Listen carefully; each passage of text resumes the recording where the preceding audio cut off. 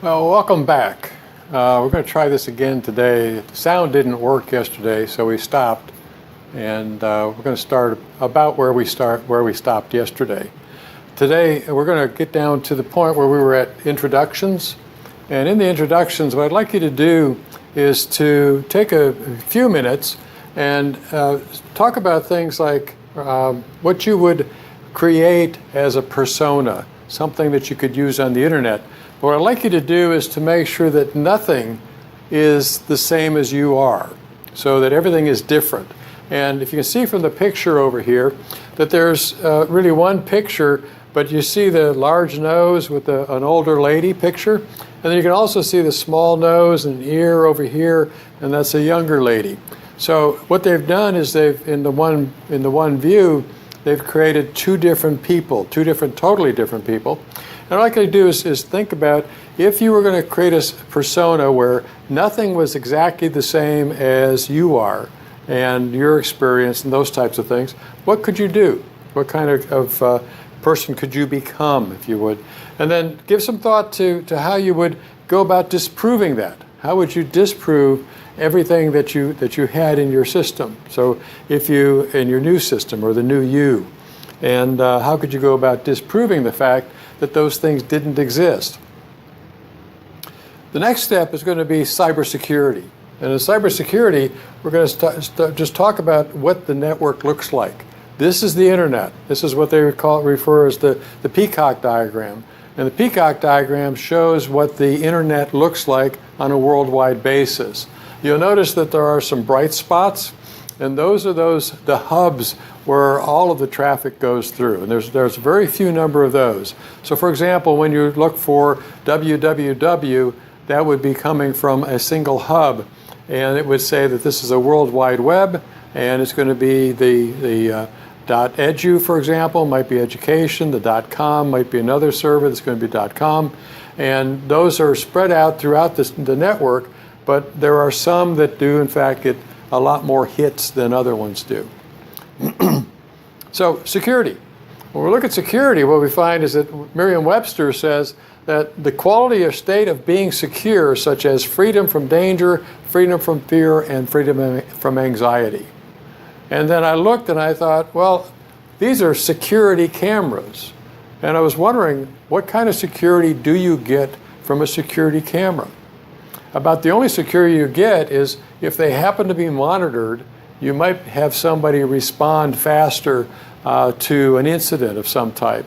But if they're not monitored, if they're just in your home and recording, when somebody moves or there's a motion detection, if that happens, what you find is that you really don't get much security as defined by Merriam-Webster.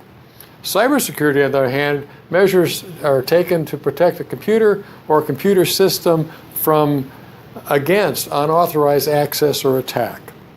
So what that means is effectively what you have is this opportunity that says, from a cybersecurity standpoint, I'm going to be concerned more about the cyber world or the digital world that's out there, as opposed to potentially my own security, personal security, or the security of items that I own. For example, that might be a stolen laptop, for example, that could fall under the security type of category.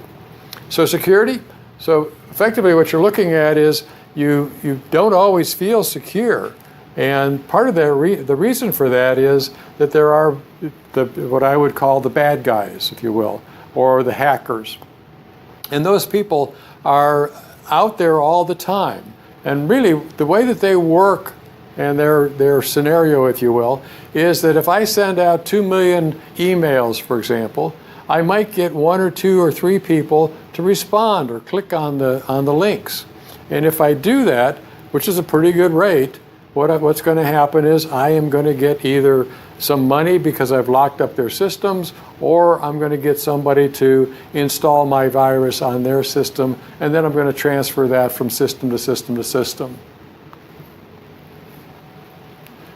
So cybersecurity, again, the bad guys simply captured everything you sent and received from your laptop.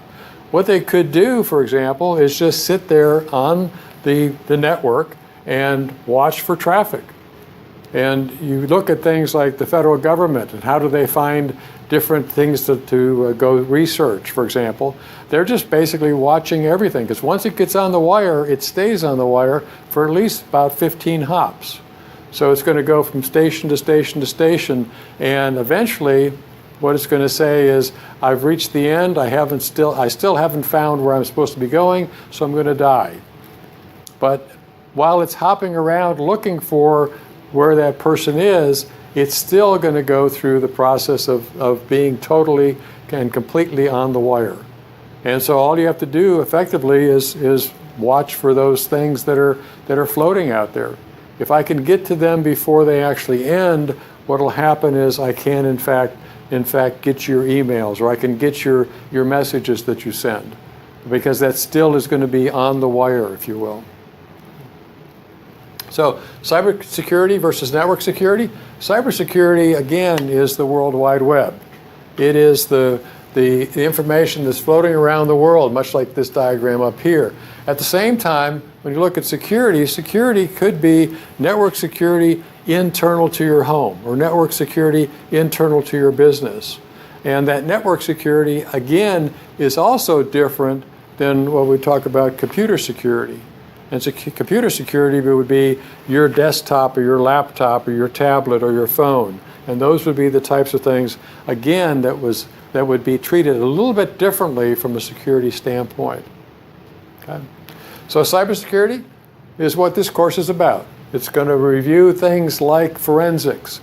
And the reason for reviewing from a forensic standpoint is what you're looking at is a couple different areas. One of those areas could be, for example, what I want to do is I want to look at the ability of the company to recover, or the time to recover. I also might want to look at things such as the time to respond. So how long does it take from the time you get attacked until the time you respond to that? Sometimes I'll talk about the discovery process and what that threat is and how long it takes you to find it. So companies like Target, for example, when they were hacked, the estimate is that the hackers were in their system for several months, and they were just pulling off a small amount of data all the time. And so they didn't respond to or set off any of the triggers because they were just sitting there pulling off a small amount of data every day. And Target had a limit that said, unless somebody gets this many records, we're not going to set off an alarm. In some cases, the reports are that it actually did set off some alarms, and people ignored it because they thought it was just higher traffic than normal. So from a cybersecurity standpoint, you have to have a policy, and that policy has to be enforced. There has to be some type of metric that says, this is our policy, and this is how we're going to work. So if you notice this gate, it's actually open, as opposed to the sign that says, please shut the gate. Okay, so there needed to be somebody there to say that the gate was going to be shut or not shut. If somebody doesn't shut that gate, the question is that a dismissible offense? And from a security standpoint, if somebody tells somebody else their password, or somebody allows somebody to get into their system, then that could potentially be damaging to the company. And in a lot of cases, those are considered to be dismissible offenses. So just think about it. What have you done that basically, you've ignored some type of law, like a traffic law, for example, a speed limit? How many of you have ever gone over the speed limit?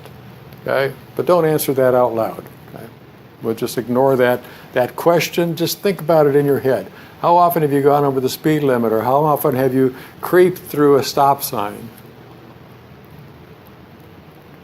The next point is I'm looking at a lock and a key. And if I look at a lock and a key, what I'm looking for is how strong is the lock? And there has to be a relationship between the strength of the lock and the value of the information or the material that it's saving or the material that it's protecting. So when I look at a lock like this, for example, it might not be a lot of data, because that looks like a very thin lock that somebody could break into rather easily.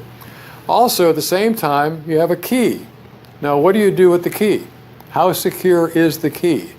If I lay the key down next to the lock, everybody knows that that key goes potentially would go with that lock. And what I want to do is ensure that the key itself is also secured. So I have a lock that's going to be associated, the size of the lock is going to be associated with the value of what I'm trying to protect. And I'm also going to have to ensure that that key is placed someplace that is also protected. So it could be in your pocket, but again, is that a place that you really should keep all those types of things?